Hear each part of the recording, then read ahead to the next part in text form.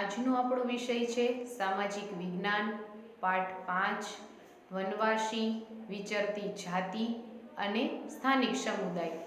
તો વનવાસી એટલે વનમાં કે જંગલમાં વસવાટ કરતી પ્રજા। વિચરતી જાતિ એક જગ્યાએથી બીજી જગ્યાએ ભટકતી પ્રજા। અને સ્થાનિક સમુદાય ગામ કે શહેરમાં સ્થાયી જીવન જીવતી પ્રજા। આપણે આગળ જોયું કે કેવી રીતે રાજ્યનો ઉદ્ભવ અને તેનું પતન થયું। તો આગળના પ્રકરણમાં આપણે જોયું મુઘલ સામ્રાજ્ય વિશે જોયું, રાજપૂત શાસનો વિશે જોયું।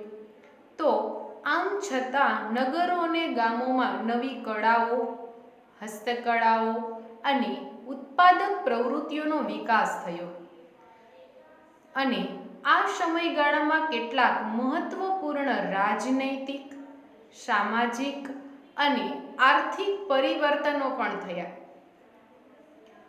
અને સમાજ ક્ષેત્રે, રાજનૈતિક ક્ષેત્રે, આર્થિક ક્ષેત્રે આપણને છે એ મહત્વપૂર્ણ પરિવર્તનો થતા જોવા મળ્યા। પરંતુ સામાજિક પરિવર્તન બધી જગ્યાએ એક સરખું નથી કે સમાજ જીવન છે એ સામાજિક પરિવર્તન છે એ બધી જગ્યાએ સરખું નથી હોતું, પરંતુ વિવિધ સમાજ અલગ અલગ રીતે વિકસિત થયા અને વિવિધ સમાજ છે એ અલગ અલગ એટલે કે જુદી જુદી રીતે છે એ વિકસિત એટલે કે આગળ વધ્યા। આવું શા માટે થયું તે સમજવું જોઈએ। પેલું તમને કીધું છે જનજાતિઓ અને વિચરતી જાતિ। તો મોટા શહેરો અને રાજ્ય વિસ્તારોથી દૂર સદીઓથી પોતાની સંસ્કૃતિ અને ઓળખને પ્રસ્થાપિત કરતો એક વિશિષ્ટ સમાજ પણ ભારતમાં વસતો હતો। મોટા શહેરો અને રાજ્ય વિસ્તારોથી દૂર એટલે કે પહાડોમાં, જંગલમાં વસવાટ કરતો એક સમુદાય।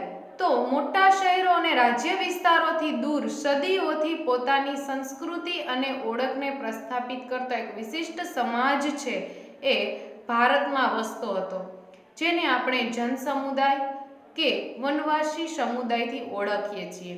કે આદિવાસી પ્રજા છે એ છેક દૂર દૂર સુધી પહાડોમાં, જંગલોમાં, દુર્ગમ પહાડોમાં વસતા આપણને જોવા મળે છે।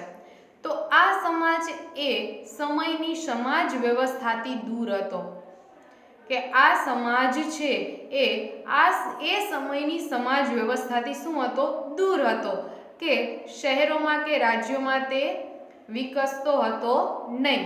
મોટા શહેરો અને રાજ્ય વિસ્તારોથી ખૂબ દૂર એમનો વસવાટ હતો। પ્રત્યેક જનજાતિના સભ્યો કબીલાઈ પ્રથાથી એકબીજા સાથે જોડાયેલા હતા। કે પ્રત્યેક જનજાતિ છે, પ્રત્યેક આદિવાસીઓ છે કે વનવાસીઓ છે એ કબીલાઈ પ્રથાથી કે પોતે છે એકબીજા કુટુંબના સાથે મળી અને સમૂહમાં રહેતા હતા। તેઓ શિકારી એટલે કે શિકાર પણ કરતા, સંગ્રહખોર એટલે કે સંગ્રહ કરતા અને પશુપાલક તરીકે તો થોડે ઘણે અંશે ખેતી દ્વારા પોતાનું જીવન જીવતા હતા। પણ જંગલ અને પ્રકૃતિ તેમના જીવન પર સૌથી વધુ અસર કરતા પરિબળો હતા। તે લોકો છે એ જંગલ અને કુદરતી પ્રકૃતિ છે એ તેમના જીવન પર છે એ સૌથી વધારે અસર કરતા પરિબળો હતા। તેમના ઘરો છે એ પ્રાકૃતિક સંસાધનોથી બનેલા હતા, લાકડાના, વાંસના। તો આવી રીતે ઘરો છે એ પ્રાકૃતિક સંસાધનોથી બનેલા હતા। આમાંની કેટલીક જાતિઓ એક જગ્યાએથી બીજી જગ્યાએ ભટકતી રહેતી હતી, જેને આપણે વિચરતી કે વિમુક્ત જાતિ તરીકે ઓળખીએ છીએ। કે એમાં પણ કેટલીક જાતિઓ એવી હતી કે તે એક જગ્યાએથી બીજી જગ્યાએ ભટકતી રહેતી હતી, જેને આપણે વિચરતી કે વિમુક્ત જાતિ તરીકે ઓળખીએ છીએ। કે તે છે આ વિચરતી જાતિ છે એક જગ્યાએ સ્થિર રહેતી હતી નહીં, એક જગ્યાએ થોડો ટાઈમ વસવાટ કરી અને ફરી પાછું બીજી જગ્યાએ વસવાટ કરે. જનજાતિના લોકો છે એ જમીન અને જમીન પેદાશો પર સંયુક્ત રીતે નિયંત્રણ રાખતા હતા.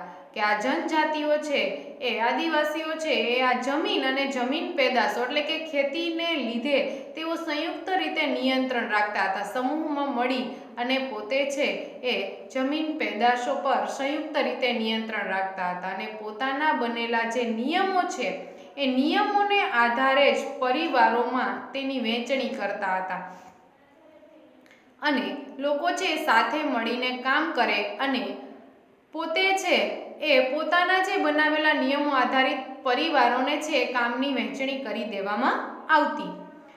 તેઓનું જીવન છે સામૂહિક સ્વરૂપનું હોવાથી તેમની અર્થવ્યવસ્થામાં પણ સામૂહિકતાનો સિદ્ધાંત જોવા મળે છે કે તેનું જીવન હતું એ કેવું હતું, સામૂહિક સ્વરૂપનું, કે લોકો છે સાથે મળીને રહેતા, સાથે મળીને કામ કરતા. તો આવી રીતે કબીલાઈ સ્વરૂપનું હતું. તો આવી સામૂહિક સ્વરૂપનું હોવાથી તેમની અર્થવ્યવસ્થા જે છે એ સામૂહિકતાનો સિદ્ધાંત જોવા મળે છે અને જુદા જુદા સમુદાયોમાં સામાજિક સમાનતા પણ જોવા મળતી હતી. ઉપખંડના વિવિધ ભાગોમાં ઘણી મોટી જનજાતિઓનો વિકાસ થયો. ઉપખંડના વિવિધ જે ભાગો છે એ ભાગોમાં છે એવી મોટી જનજાતિઓનો વિકાસ થયો અને સામાન્ય રીતે જોઈએ તો સામાન્ય રીતે તેઓ જંગલો, પહાડો, રણ અને દુર્ગમ જગ્યાઓ પર વસવાટ કરતા હતા. કે આ જનજાતિઓ છે એ જંગલોમાં પણ વસવાટ કરતી, પહાડોમાં પણ રહેતા, રણમાં પણ રહેતા અને દૂર દૂર સુધી આવેલી દુર્ગમ જગ્યાઓ પર પણ નિવાસ કરતા. કેટલીક વાર તેમના કરતાં વધારે શક્તિશાળી સમાજ સાથે તેમનો સંઘર્ષ પણ થતો. કે કેટલીક વાર તેમના કરતાં પણ વધારે જે શક્તિશાળી સમાજ હતો એની સાથે તેને સંઘર્ષ એટલે કે ઘણી બધી વખત ઝઘડાઓ પણ થતા. આમ છતાં આ જે જનજાતિઓ છે એ પોતાની સ્વતંત્રતા ટકાવી અને સંસ્કૃતિને બચાવી રાખી અને જાતિ આધારિત સમાજ અને જનજાતીય સમાજ વિવિધ જરૂરિયાતો માટે એકબીજા પર નિર્ભર હતો. કે આ જે જાતિ આધારિત સમાજ છે એ સમાજ અને જનજાતીય સમાજ છે જે વિવિધ જરૂરિયાતો જ્યારે એમને પડતી વિવિધ જરૂરિયાતો માટે એકબીજા ઉપર નિર્ભર રહેતા અને એકબીજાને તેઓ શું કરતા, મદદ કરતા. સંઘર્ષ અને નિર્ભરતાના સંબંધને કારણે બંને સમાજમાં ધીરે ધીરે પરિવર્તન આવ્યું. હવે પછી આપણે જોવાનું છે વનવાસી અને વિચરતી જાતિના લોકો. સમકાલીન ઇતિહાસકારો અને મુસાફરોએ છે એ વનવાસી અને વિચરતી જાતિઓ વિશે બહુ ઓછી જાણકારી છે. કે સમકાલીન ઇતિહાસકારો છે એ ઇતિહાસકારો અને મુસાફરોએ છે આ વનવાસીઓ અને વિચરતી જાતિ છે કે વન અને જંગલમાં રહેતા વસવાટ કરતી પ્રજા અને વિચરતી જાતિ એટલે કે એક જગ્યાએથી બીજી જગ્યાએ ભટકતી પ્રજા વિશે છે એ બહુ જ ઓછી જાણકારી આપી છે અને કેટલાક અપવાદો બાદ કરતા જનજાતિના લોકો પાસે લેખિત દસ્તાવેજો મળતા નથી. કે અમુક એવા પણ અપવાદો છે કે અપવાદો બાદ પણ આ જનજાતિના કોઈ પુરાવા મળ્યા નથી, લેખિત પુરાવા પણ મળ્યા નથી. પરંતુ વનવાસી કે જનજાતિ પ્રજા છે એ પોતાના સમૃદ્ધ રીત રિવાજોનું અને મૌખિક પરંપરાઓનું રક્ષણ કરતી હતી. કે આ વનવાસીઓ છે અને જે જનજાતિઓ છે એ પોતાના સમૃદ્ધ રીત રિવાજો, પોતાના રીત રિવાજો છે ને આગળ ચાલુ રહે એના માટે થઈ અને એના જે સમુદાયના જે વડીલો છે એ રીત રિવાજોનું મૌખિક પરંપરાનું રક્ષણ કરતા. કે જે નવી પેઢી છે એના માટે તેઓ મૌખિક એટલે કે તેઓ સામૂહિક રીતે રીત રિવાજોની ચર્ચા કરતા. પરંતુ આ પરંપરાઓ નવી પેઢીને વારસામાં મળતી હતી.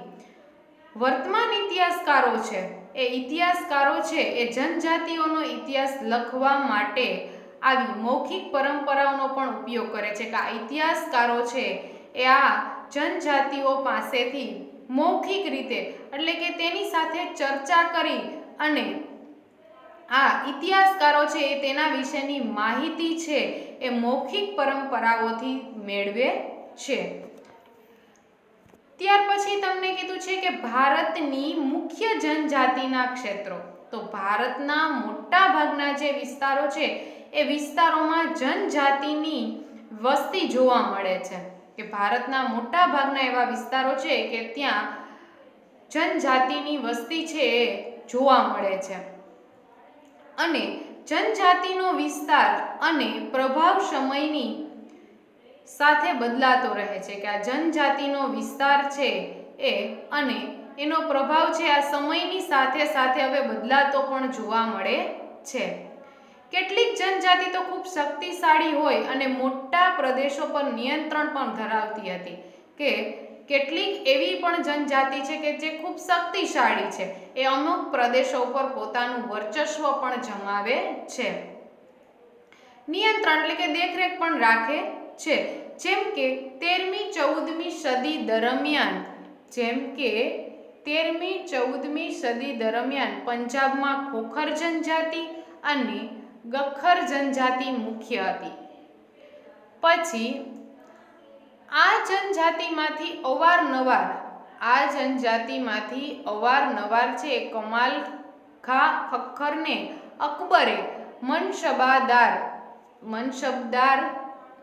બનાવ્યા હતા અને તેમને મોગલો પહેલા મુલતાન અને સિંધમાં લંઘા અને અર્ધુન જનજાતિઓનું આધિપત્ય હતું કે મોગલો પહેલા છે એ મુલતાન અને સિંધમાં લંઘા અને અર્ધુન જનજાતિઓનું આધિપત્ય હતું અને ભારતમાં છે એ ભારતના ઉત્તર પશ્ચિમ ભાગમાં બનેલા બલોચ જનજાતિ સૌથી શક્તિશાળી હતી અને ભારતના ઉત્તર પશ્ચિમમાં છે બલોચ જનજાતિ છે સૌથી શક્તિશાળી હતી.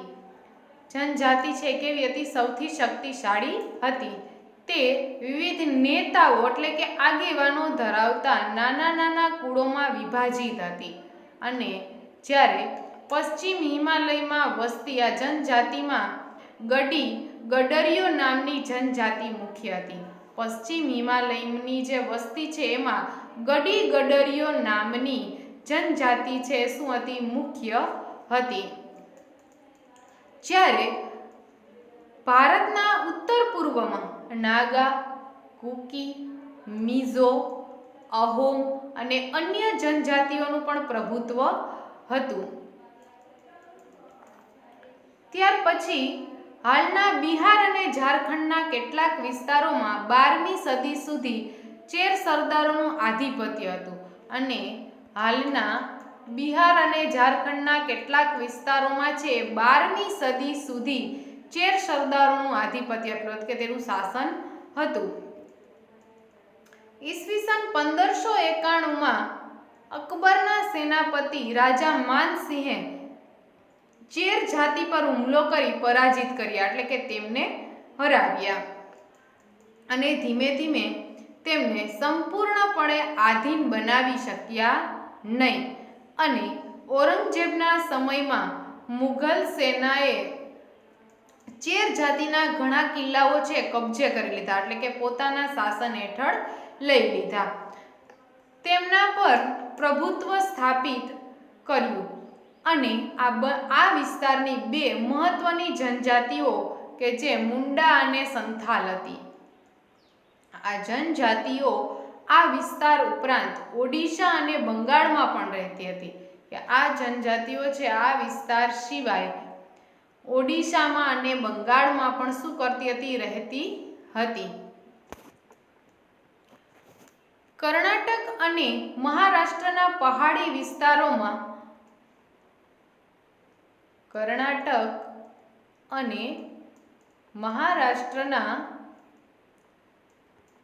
વિસ્તારોમાં કોળી, બેરાદ અને બીજી કેટલીક જનજાતિઓ રહેતી હતી. અને સાથે દક્ષિણ ભારતમાં છે એ કોરાગા, વેતર, મારવાર અને બીજી જનજાતિઓના લોકો મોટી સંખ્યામાં વસતા હતા. કર્ણાટક અને મહારાષ્ટ્રના પહાડી વિસ્તારમાં છે એ કોળી અને બેરાદ અને બીજી કેટલીક જનજાતિઓ પણ સાથે રહેતી હતી. અને જ્યારે દક્ષિણ ભારતમાં છે એ કોરાગા, વેતર, મારવાર અને બીજી જનજાતિઓના લોકો પણ છે એ શું કરતા હતા? મોટી સંખ્યામાં વસતા હતા. ભીલ આ જનજાતિઓમાં સૌથી અગત્યના હતા કે ભીલ છે એ આ જનજાતિઓમાં સૌથી અગત્યના હતા. અને તેમને જે પશ્ચિમ અને મધ્ય ભારતમાં ફેલાયેલા હતા. સાથે સાથે 16મી સદીના અંત સુધીમાં તેમાંના ઘણા ખેડૂત અને જમીનદાર તરીકે સ્થાયી થયા હતા.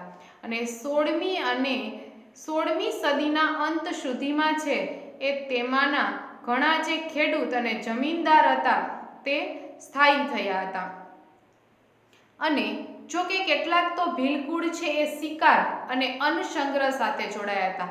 કે અમુક ભીલ છે એ ભીલકુળ છે એ શિકાર પણ કરતો હતો અને અનાજનો સંગ્રહ પણ કરતો હતો.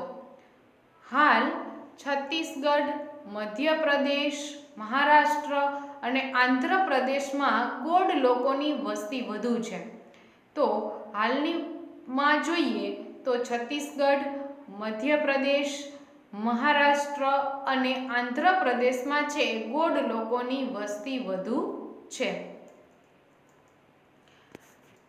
ગુજરાતમાં છે એ ગુજરાતમાં આરાસુરથી ડાંગની પૂર્વ પટ્ટીના વિસ્તારની જનજાતિઓ લગભગ 4 સદીથી આ પ્રદેશમાં પોતાની વિશિષ્ટ સમાજ વ્યવસ્થા અને સંસ્કૃતિને સાચવીને બેઠી છે. ગુજરાતમાં છે એ આરાસુરથી લઈ અને ડાંગની પૂર્વ પટ્ટીનો જે વિસ્તાર છે એ વિસ્તારમાં જનજાતિઓ છે લગભગ 4 સદીથી છે આ પ્રદેશમાં પોતાની વિશિષ્ટ સમાજ વ્યવસ્થા અને સંસ્કૃતિને સાચવીને બેઠી છે. તથા આધુનિક સમય સાથે છે કદમ મિલાવીને પ્રગતિ કરી રહ્યા છે. કે અત્યારના આધુનિક સમય સાથે છે એ સાથે ચાલી અને કદમ મિલાવીને કે સાથે રહીને પોતાની પ્રગતિ કરી રહ્યા છે. ત્યાર પછી જોવાનું છે વિચરતી અને વિમુક્ત જાતિ. તો વિચરતી અને વિમુક્ત જાતિના જે લોકો છે એ પોતાના પશુઓ સાથે દૂર દૂર સુધી ફરતા રહેતા હતા. કે આ વિચરતી અને વિમુક્ત જાતિના લોકો છે એ પશુઓ સાથે રાખી અને દૂર સુધી ફરતા રહેતા. પરંતુ જીવન મોટે ભાગે છે એ પશુપાલન પર આધારિત હતું. કે આ વિચરતી જાતિનું જીવન છે એ જીવન મોટે ભાગે છે એ પશુપાલન પર આધારિત હતું.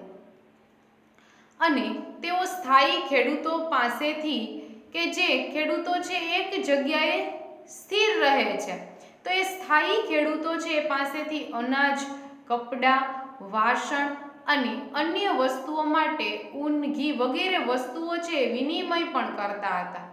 અને કેટલીક એવી વિચરતી જાતિઓ છે કે જે જાનવરો પર જ પોતાનો સામાન લાદી એટલે કે રાખી અને એક જગ્યાએથી બીજી જગ્યાએ લઈ જઈ અને વસ્તુઓનું ખરીદ વેચાણ કરતી હતી.